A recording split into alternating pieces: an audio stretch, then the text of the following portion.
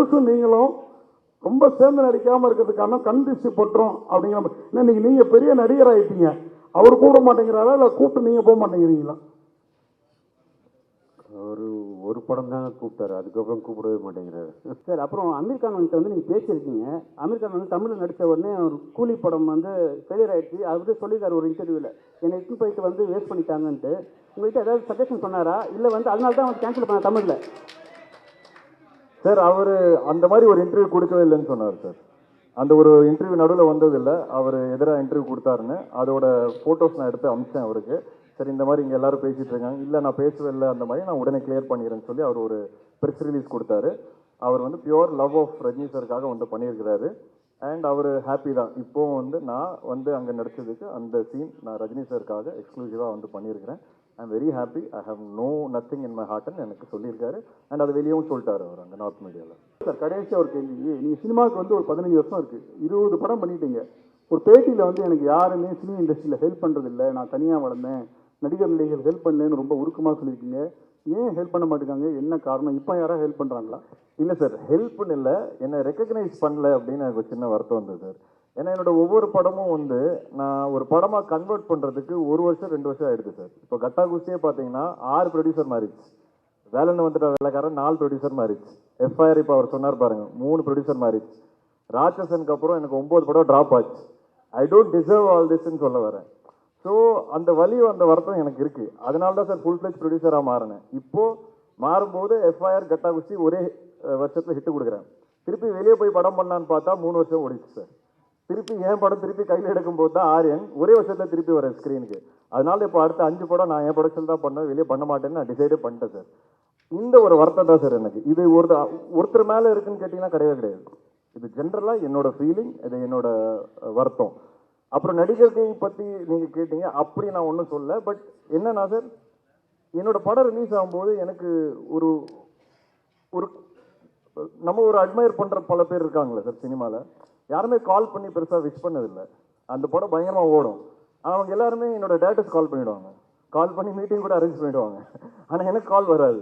அந்த மாதிரியான வருத்தங்கள் எனக்கு இருக்குது. தவிர்த்து ஏன் நமக்கு தொடர்ந்து இப்படி நடக்குது? ஏன் இப்போ நான் ஒரு படம் பார்த்தேன்னா சார், இப்போ சமீபத்தில் கூட 1-2 படங்களுக்கு நான் அவங்களுக்கு கால் பண்ணி 20 நிமிஷம் பேசியிருப்பேன். புது ஆர்டிஸ்டாக இருந்தாலும் நிறைய படங்கள் பண்ண ஆர்டிஸ்டாக இருந்தாலும் எனக்கு அந்த ஆசை. ஸோ நமக்கு என்ன தோணும்னா, நம்ம படம் ரிலீஸ் ஆகும்போது ஏன் ஒரு 4 பேர் நம்மளை கூப்பிட்டு என்கரேஜ் பண்ணால் நமக்கு ஒரு ஹாப்பினஸ் வரும்ல. அது எனக்கு நடந்ததே கிடையாது.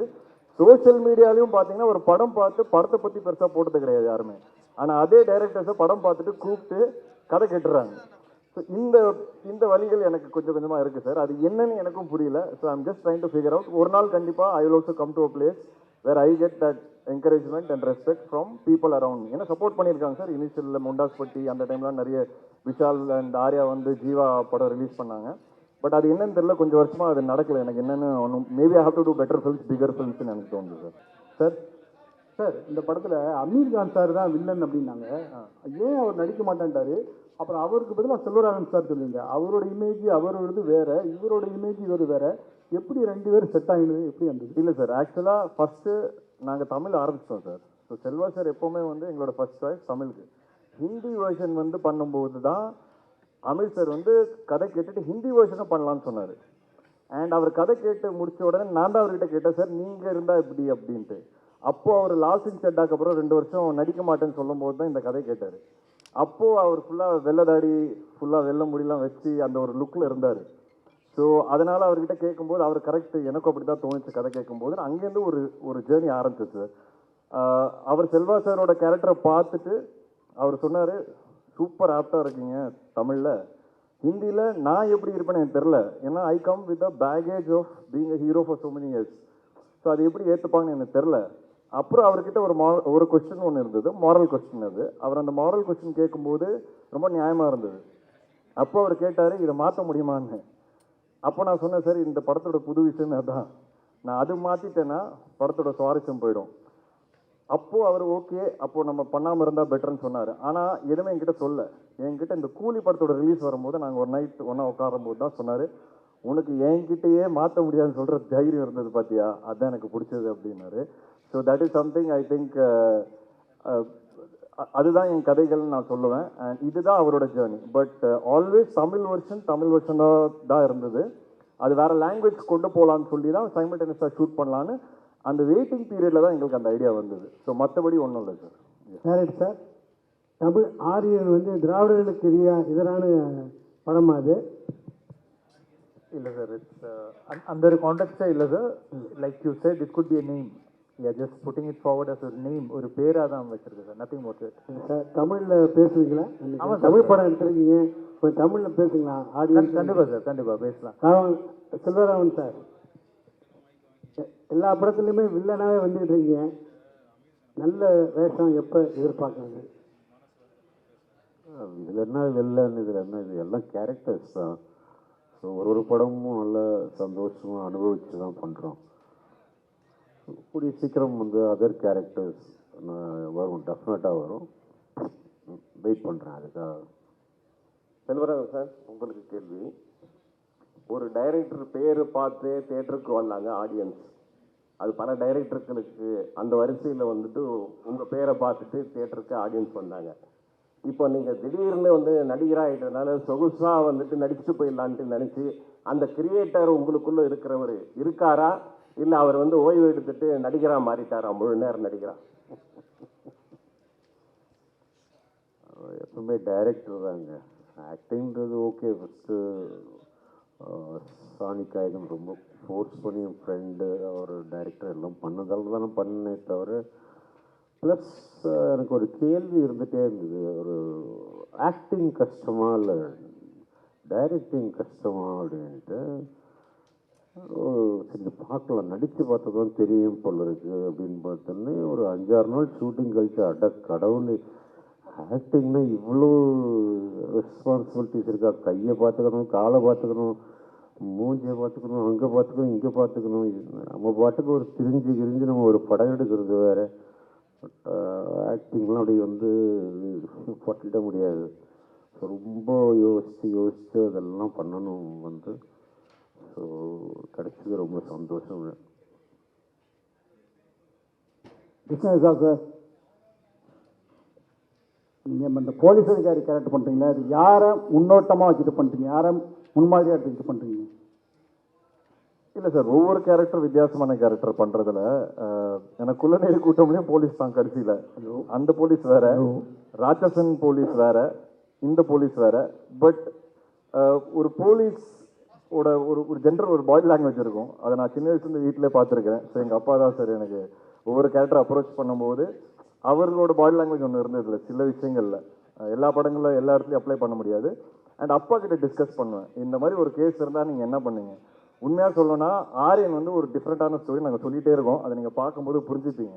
அப்போ நான் அப்பா கிட்ட கேட்டேன், இந்த மாதிரி ஒரு விஷயம் இருந்தால் நீங்கள் என்ன பண்ணுவீங்க. ஏன்னா எனக்கு தோணுச்சு படத்தில் பிகினிங்கில் போலீஸால் ஒன்றும் பண்ண முடியாது அப்படின்னு கதை கேட்கும்போது ஒன்றுமே பண்ணலையா போலீஸ்னு எனக்கு தோணுச்சு. அப்போ அப்பா கிட்ட கேட்கும்போது நீங்கள் உண்மையாகவே இந்த இன்சிடென்ட் இந்த மாதிரி ஏதாவது நடந்ததுன்னா நீங்கள் என்ன பண்ணியிருப்பீங்கன்னு கேட்கும்போது கண்டிப்பாக ஒன்றும் பண்ணியிருக்க முடியாது, வெயிட் தான் பண்ணியிருந்துருக்கணும் அப்படின்னு ஒரு மேட்டர் சொன்னார்.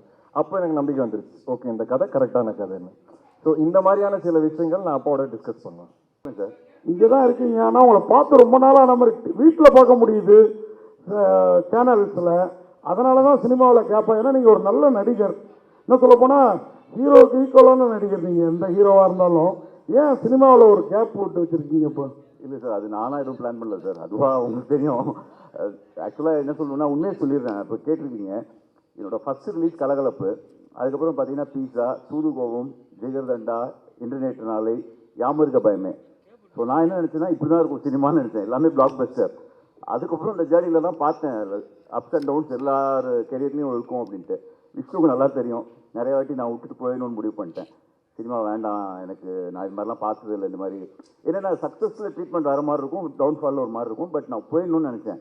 விஷ்ணு தான் பிடிச்சி இல்லை நீ பண்ணு, இப்படி தான் இருக்கும் கெரியரில், சில படம் நல்லா வெற்றி பெறும், இதில் மிக்ஸாக தான் இருக்கும், பட் போகாத நீ நல்லா ஆர்டிஸ்ட் அப்படின்னு சொல்லி என்னை எழுத்து பிடிச்சி இப்போ எப்படி பண்ணியிருக்காருன்னா அவரோட கம்பெனிலேயே அடுத்த மாதம் டே கிளாஸ் இருக்குது எனக்கு வந்து தெரியும். ஸோ கட்டா குஸ்தி 2வும் இன்னொரு படமும். ஸோ அப்படி ஸ்டார்ட் பண்ணி விட்டு இன்ஜின் இப்போ கொஞ்சம் நல்லாவே ஃபார்மில் இருக்குது வண்டி. கண்டிப்பாக இன்னொரு 2-3 இயர்ஸ் நல்லா ஓடும். ஜிடி நாயுடு படத்தில் நான் ஒரு முக்கியமான ரோல் பண்ணுறேன். அதுக்கு காரணம் விஷ்ணு தான். ஏன்னா ஓஹோ என் பேபியில் நான் ஒர்க் பண்ண பார்த்துட்டு கிருஷ்ணா சார் என்னை கூப்பிட்டாரு. So thank you Vishnu, thank you so much. So அடுத்த வருஷம் கொஞ்சம் பிஸியாக தான் சார் இருப்போம். அடுத்த மாதம் வாவாரியாரில் மீட் பண்ணுவோம். ஸோ இன்னும் ஒரு 2-3 இயர்ஸ் நிறைய படங்கள் பண்ணுவேன்னு நினைக்கிறேன். தேங்க்யூ. வாழ்த்துக்கள் sir. Thank you thank you. Sir Vishnu சார்ட்ட கொடுங்க சார். இப்போ கேட்டாங்க, நான் முன்னாடியே அந்த கேள்வி உங்கள்கிட்ட கேட்டிருக்கிறேன். உங்களுக்கும் டைரக்டருக்குமான கேள்வி இது. அந்த ஆரியன் வந்து திராவிடர்களுக்கு எதிரான படமான்னு கேட்டாங்க. திராவிடர்கள் கொண்டாடுற படமா இருக்குமா ஆரியன்? ஏன்னா இங்கே ஒரு இது போயிட்டு இருக்கு, அதனால தான் கேட்குறோம். சார் என்னோட வியூ கொஞ்சம் இந்த மாதிரி விஷயங்களில் கொஞ்சம் different sir. I believe everybody is a human being first. I think that நம்ம ஒரு காலங்காலமாக ஒரு விஷயம் இருக்கிறதுனால நிறைய டிவிஷன் இருக்குது சார் மக்களுக்கு நடுவில். பட் எல்லாருமே end of the day human beings தான் சார். ஸோ இந்த படம் எல்லாருக்கும் பிடிக்கும்னு நான் நம்புகிறேன். இந்த என் பையன் பேர் சார், அதை நான் எதுவுமே யோசிச்சு வைக்கல, என் ஒய்ஃப் தான் வச்சாங்க. ஸோ அது எதிரா ரைட்டா ராங்காலாம் எனக்கு தெரியாது சார். என் ஒய்ஃப் ரஜினி, எக்ஸ் ஒய்ஃப், அவங்க வந்து ஆரியனோட அம்மா, அவங்க தான் இந்த பேரை செலக்ட் பண்ணாங்க. ஸோ அதனால வந்து எனக்கு நீங்கள் இப்படி கேட்டிங்கன்னா சொல்ல தெரியாது சார். என் பையனோட பேர் சார் எல்லாருக்கும் பிடிக்கும் சார். கண்டிப்பாக சார். டைரக்டர் சார் உங்கள் பதில்? சார் அதே தான் சார். பட் அது இந்த படத்துக்கு ரிலீஸுக்கு அப்புறம் நான் டீட்டெயிலாக பேசுகிறேன் சார். அப்போது கொஞ்சம் டீட்டெயிலாக பேச முடியும், அதனால தான் சார். செல்வராகவன் சார், உங்களுக்கு ஏன்னா உங்களை இந்த மாதிரி இடத்துல தான் கேட்க முடியும், பார்க்க முடியும், அதனால தான். ஒன்றும் இல்லை சார், அதாவது இந்த தனுஷும் நீங்களும் ரொம்ப சேர்ந்து நடிக்காமல் இருக்கிறதுக்கான கண் திருஷ்டி பட்டுரும் அப்படிங்கிற மாதிரி. ஏன்னா நீங்கள் பெரிய நடிகர் ஆகிட்டீங்க, அவர் கூப்பிட மாட்டேங்கிறாரா இல்லை கூப்பிட்டு நீங்கள் போக மாட்டேங்கிறீங்களா? ஒரு படம் தாங்க கூப்பிட்டாரு, அதுக்கப்புறம் கூப்பிடவே மாட்டேங்கிறாரு. நானும் பார்க்கும்போதெல்லாம் சொல்கிறேன், ஏதாவது ஒரு படம் சொல்லுங்கன்னு தான். நீங்கள் அவர்கிட்ட தான் கேட்குறேன், ஏன் கூப்பிட மாட்டேங்கிறாருன்னு. விஷ்ணு சார், சார் இப்போ முத்த காட்சிகள் வேணான்னு சொன்னீங்க, அதுக்கு நீங்கள் ஒத்துக்குறீங்க. ஆனால் வந்து ஒரு நல்ல ஒரு ஹீரோயின் வந்து முத்த காட்சி வேணான்னு சொன்னால் ஒரு ஆக்டர் வந்தால் மாற்றிடுவாங்க. நீங்கள் ஏன் அது மாற்றலை, என்ன பண்ணீங்க? முத்த காட்சிகள் வேணான்னு சொன்னோன்னே நீங்கள் ஒத்துக்கிட்டீங்க, அவங்க ஒரு புது ஹீரோயினுக்காக. இப்போ நீங்களே வந்து ஒரு டேரக்டர் வந்து முத்த காட்சி கம்பல்சரி வைக்கணும் ஒரு நல்ல ஹீரோயின் சொல்லும் போது அவங்க வேணான்னு சொன்னால் நீங்கள் என்ன ரியாக்ட் பண்ணியிருப்பீங்க? இல்லை சார், இந்த டைமில் வந்து நான் டைரக்டர்கிட்ட பேசிக்கோங்கன்னு சொல்லியிருப்பேன். இதில் என்னென்னா சார், இதுக்கு ஒரு சில படங்களுக்கு ஒரு சில விஷயங்கள் தேவைப்படும் சார், சில விஷயம் கண்டிப்பாக தேவைப்படாது. அது ஒரு எக்ஸ்ட்ரா எலிமெண்ட் தான். இந்த படம் பொறுத்த வரைக்கும் எங்களுக்கு அது ஒரு எக்ஸ்ட்ரா எலிமெண்ட்டாக தான் இருந்தது தவிர்த்து இந்த படம் அது இருந்தால் தான் ஓடும், இல்லை அது இருந்தால் தான் ஒரு ரிலேஷன்ஷிப்பை சொல்ல முடியுங்கிறது கிடையாது. அதனால் அதை நானும் டைரக்டர் ஸ்பாட்லேயே பேசிட்டு டிசைட் பண்ணி இதுக்கப்புறம் அப்படி ஷூட் பண்ண வேணாம்னு நாங்கள் டிசைட் பண்ணோம். ஏன்னா அவங்களோட கரியர் கிராஃப்னு ஒன்று இருக்குது சார். அந்த கரியர் கிராஃப் அவங்களுக்கு நான் என்ன ஆசைப்படுவேன்னா சார், நம்ம படங்கள் எல்லாருமே வளரணும்னு தான் ஆசைப்படுவேன். ஸோ அந்த ஒரு விஷயம் தூக்குறதுனால அவங்க வளர போகிறாங்கன்னா ஃபியூச்சரில் அவங்களுக்கு வேறு விதமான கேரக்டர்ஸ் வரும் அப்படின்னா அந்த ஒரு சின்ன விஷயம் பண்ணுறதுல தப்பே கிடையாது. பட் அது கண்டிப்பாக படத்துக்கு முக்கியம் அப்படின்னா நான் கண்டிப்பாக டைரக்டர் கிட்ட பேசிக்கோன்னு சொல்லியிருப்பேன். நாட் ராஜேஷன் புரியுது ஸ்ட்ராட்டஜி, ஆனால் குழந்தையோட வந்து அரெஸ்ட் பண்ணி உங்களை கூட்டின்னு வராங்க, அது என்ன ஸ்ட்ராட்டஜி? இல்லை சார், ஸ்ட்ராட்டஜி ஒன்றும் கிடையாது. எனக்கு வந்து என் பையன் இந்த ஃபங்க்ஷனுக்கு வரணும்னு ஆசை சார், அவ்வளோதான். ஸோ அவரை எப்படி வந்தால் நல்லா இருக்கும்னு யோசித்தேன். அவர் பேரில் படம் பண்ணுறேன், ஸோ அவரை என்னை அரெஸ்ட் பண்ணி கொண்டு வந்தால் நல்லா இருக்கும்னு நினச்சேன். நான் இந்த படம் மட்டும் ஓடலன்னு உன்னை சாவடிச்சிருங்கிற அளவுக்கு தான் அதோட இன்டெரக்ட் மீனிங். அதனால் ஒரு போலீஸாக கூப்பிட்டு வந்தேன். அண்ட் என் சின்ன வயசில் என்கிட்ட ஒரு ஃபோட்டோ இருக்குது. எங்கள் அப்பா போலீஸ் ட்ரெஸ் போட்டிருப்பாரு, நான் ஒரு சின்ன வயசு போலீஸ் ட்ரெஸ் போட்டிருப்பேன். அதே ஃபோட்டோ வந்து இன்னைக்கு எடுக்கணும்னு ஆசைப்பட்றேன். என்னோட போலீஸ் ட்ரெஸ் மேலே இருக்குது, மேலே போய் அவர் இன்னைக்கு போட்டிருக்காரு. சேர்ந்து அதே மாதிரி ஒரு ஃபோட்டோ ரெப்ளிகேட் பண்ணணும்னு நான் ஆசைப்பட்றேன். அதனால் அவர் அந்த ட்ரெஸ்ஸில் கூப்பிட்டு வந்திருக்கேன்.